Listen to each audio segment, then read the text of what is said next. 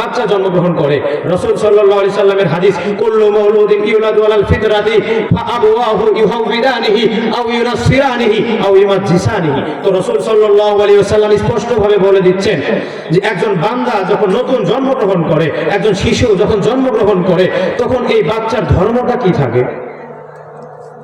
তো অনেকেই বলতে পারেন, প্রশ্ন করতে পারেন যে সে তো বাচ্চা, সে ধর্ম সম্পর্কে তো কিছু জানেই না।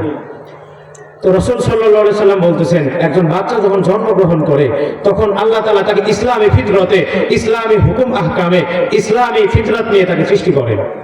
অর্থাৎ একজন বাচ্চা, তাকে আল্লাহ তাআলা সৃষ্টি করেন ইসলামী ফিতরতে, ইসলামী হুকুমের উপর।